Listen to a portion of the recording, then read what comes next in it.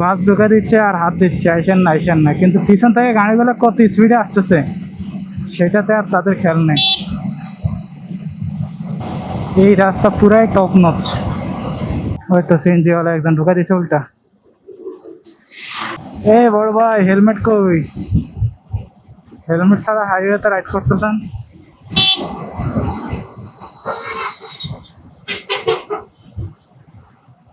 যেভাবে কালো ধোয়া ছাড়তেছে ভাইরে ভাই, মানুষে তো মেরে ফেলবো। দাঁতকান্দি ব্রিজের টোল প্লাজাতে চলে আসতাম। এর আগে এখানে সেই চেক করছিলাম এর আগে এখানে আমার যখন বাইক চেক করছিল তখন বাইকের টাঙ্কি হইতে মানে টাঙ্কি থাবড়ায় থাবড়ায় চেক করছে।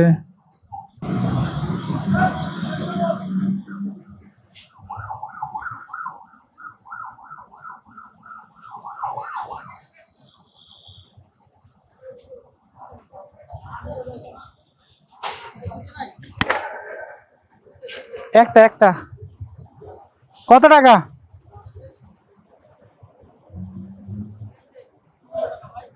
কত টাকা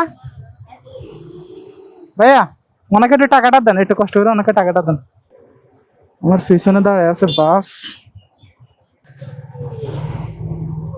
তো আমি ভাবছি বাম পাশের কাউন্টারে লোকজন আছে, দেখি যে বাম পাশের কাউন্টারে লোকজন নাই, এই জন্য পরবর্তীতে ডান পাশের কাউন্টারে এই টাকাটা দিলাম আর কি। তো একজন ভাইয়া হেল্প করছে।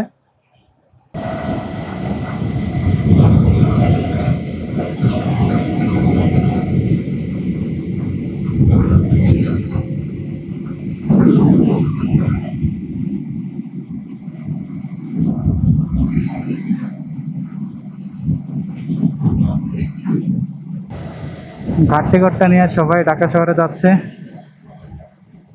ঈদের ছুটি শেষ, সবাই আবার কর্মস্থলে ফিরে আসতেছে।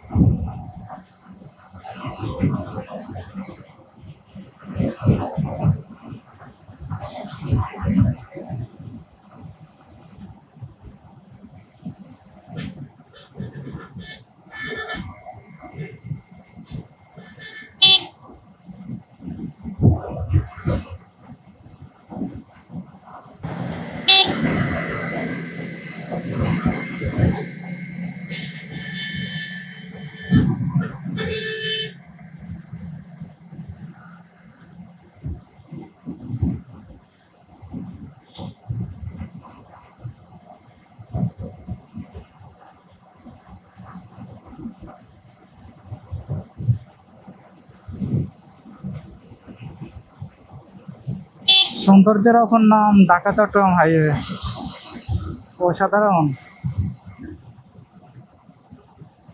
সেম টাইপের রাস্তা হলো ফেনী চট্টগ্রাম হাইওয়ে, এই দুইটা রাস্তা অসাধারণ সুন্দর।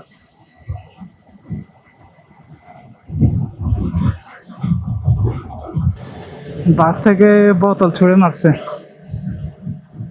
রাস্তার উপর, নিচে কে আছে নাকি সেটা তারা খেয়াল করে না। এভাবে আসলে কোনো কিছু ছুঁড়ে ফেলা ঠিক না।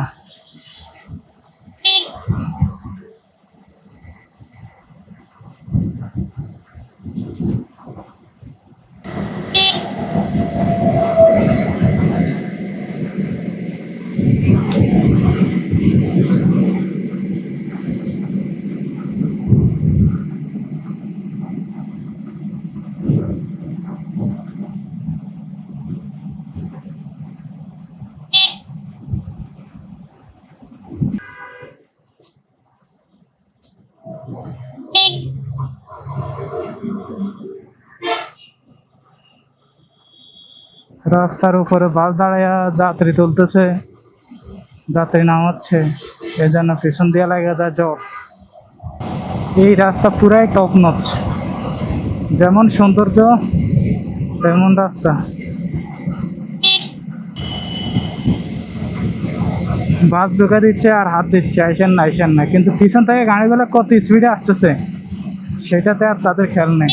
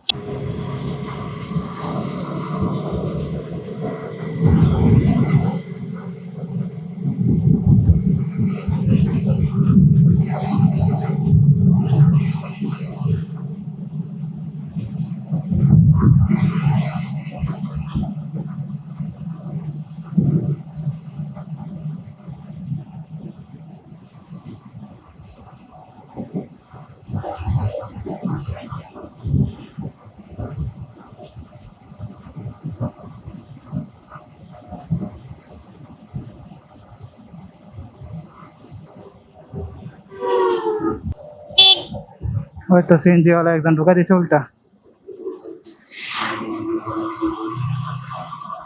বাম পাশে জায়গা আছে, বাম পাশে দিয়ে সে না ঢুকে আর ডান পাশে দিয়ে এসে উল্টা ঢুকে দিছে।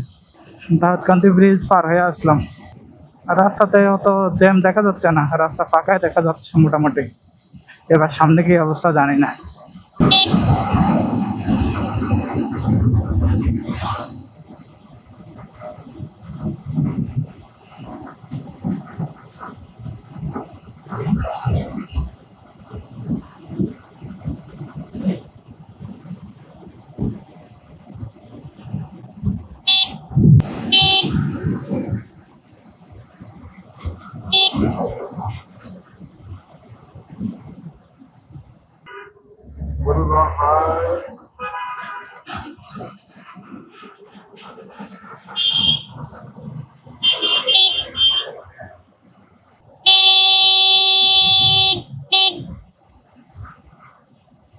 অটোওয়ালা মাঝ রাস্তা থেকে ইউটার্ন নিতেছে।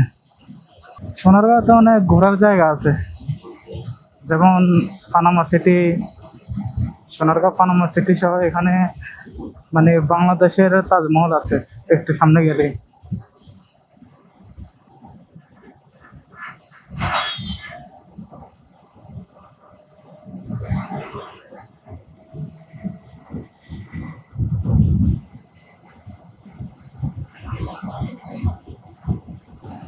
দড়িকান্দি, দড়িকান্দি, দড়িকান্দি এই নামটা মনে জানে প্রথম শুনলাম এরকম। কত রকমের যে নাম আছে বাংলাদেশে তার কোনো হিসাব নেই। আবার চট্টগ্রাম অঞ্চলে গেলে ওখানে নাম ভিন্ন, যেমন আপনি পাহাড়ি অঞ্চলে গেলেন পুংপাং চিংপাড়া, এরকম নাম ওখানে। মানে যে অঞ্চলের ভাষা যেমন সেই অঞ্চলের সেই হিসাবে নাম। এ বড় ভাই, হেলমেট কই? হেলমেট ছাড়া হাইওয়েতে রাইড করতেছেন? স্থানীয় হবে আর কি, ভাবতেছে হেলমেটের কি দরকার।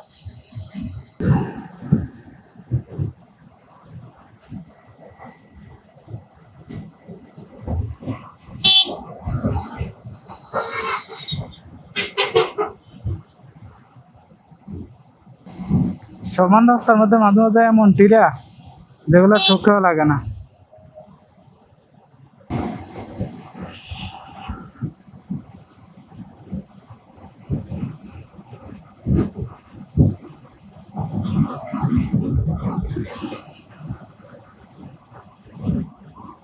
মদনপুর, মদনপুর চলে আসলাম। মদনপুর ঢাকার কাছাকাছি আছি আমরা এখন।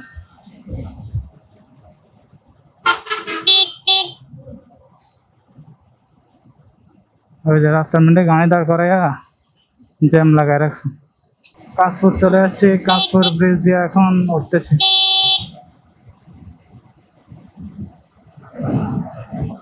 যেভাবে কালো ধোয়া ছাড়তেছে ভাইরে ভাই, মানুষে তো মেরে ফেলবো।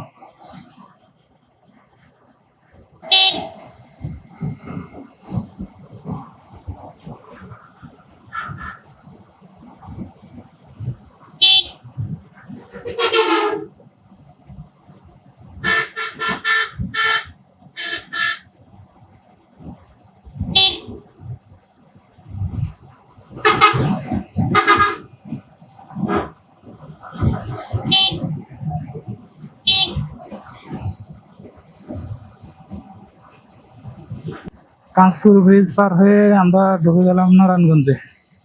নারায়ণগঞ্জ ক্রস করে এখন আছি আমরা মদনপুর। তো মদনপুর পার হয়ে আমরা এরপরে যাত্রাবাড়ি, তারপরে সায়দাবাস, এরপরে গুলিস্তান।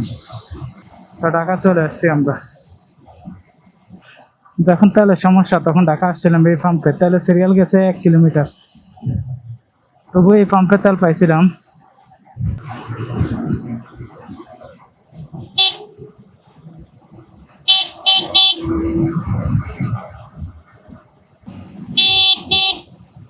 হ্যাঁ, দৌড় দিতেছে আরেকজন। গাড়ি আসতেছে নাকি আসতেছে না সেটার ব্যাপারে খেয়াল নেই। রাস্তার মধ্যে মানুষ নামায় তুলতেছে, এখানে লাগা রাখছে জ্যাম।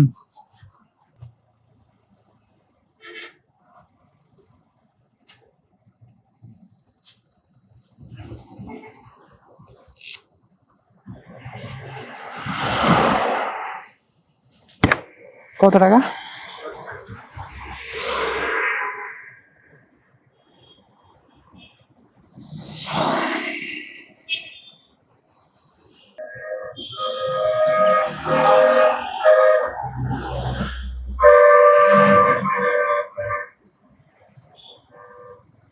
তো আমি দেখি, আমি গুলিস্তান গিয়ে হয়তো নামতে পারি,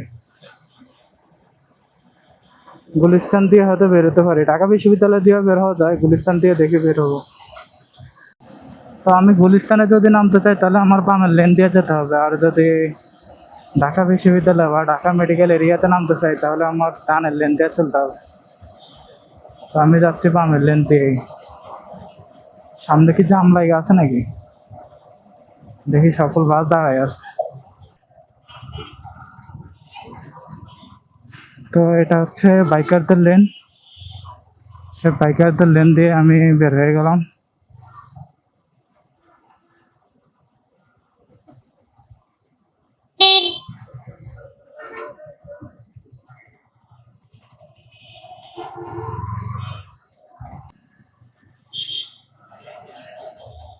গুলিস্তানের ফুটপাত দেখলাম কদিন আগে তুলে দিছে, এখন আবার তারা সেম আগের জায়গায় বসে গেছে। তাহলে এই ফুটপাত তুলে দিয়ে আসলে লাভ হইলো কি? এই যে মনে হচ্ছে যেন কোনো মার্কেটের ভিতর চলে আসছে, কিন্তু এটা পুরোটাই কিন্তু রাস্তা। রাস্তার দুই পাশ একদম পুরোপুরি ফুটপাতের দখলে।